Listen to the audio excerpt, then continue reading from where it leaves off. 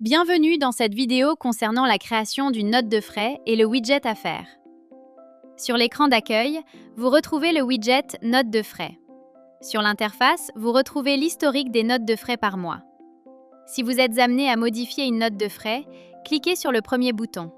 Attention, cette indication sera donnée par le salarié responsable de la validation des notes de frais côté bureau. Pour ajouter une nouvelle note de frais, deux options s'offrent à vous. Ajouter une facture sur Impro ou ajouter une facture sur Affaires. Une impro correspond à une tâche improductive. Si vous n'utilisez pas la gestion d'affaires, veuillez passer par ce mode. Les tâches d'improductives sont alimentées au bureau, vous n'avez qu'à choisir le type dans la barre déroulante. Le client n'est pas obligatoire ici. Sur le haut, vous retrouvez toutes les thématiques sur lesquelles vous pouvez créer une note de frais. Sélectionnez par exemple Carburant. Renseignez ensuite le prix total, TTC, et la TVA concernée. Le prix net correspond au montant hors taxe. Le montant de la taxe se calcule automatiquement.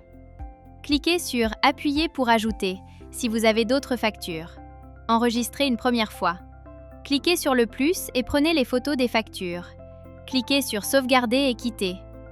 Revenez sur l'écran d'accueil. Cliquez sur le widget « Affaires ». Une affaire est un chantier en cours sur lequel plusieurs documents commerciaux, formulaires et interventions sont rattachés. Sélectionnez l'affaire que vous souhaitez consulter ou alimenter. Dans cette interface, vous allez pouvoir créer à la volée un devis, une commande, un bon d'intervention ou des formulaires. L'interface de création est la même que pour un rapport d'intervention. Voir la vidéo concernée. Vous pouvez également consulter l'historique des formulaires et documents commerciaux créés au format PDF. Ils ne sont pas modifiables. N'oubliez pas d'enregistrer en haut à droite si vous avez ajouté de nouveaux documents. Si vous ne travaillez pas sur une affaire, vous pouvez également créer à la volée des devis, via le widget « Créer un devis ».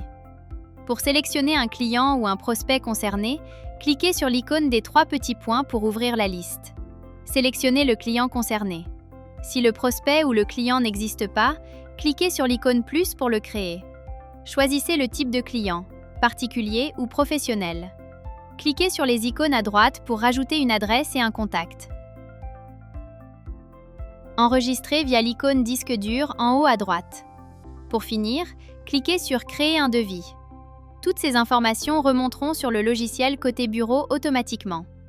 C'est tout pour cette vidéo.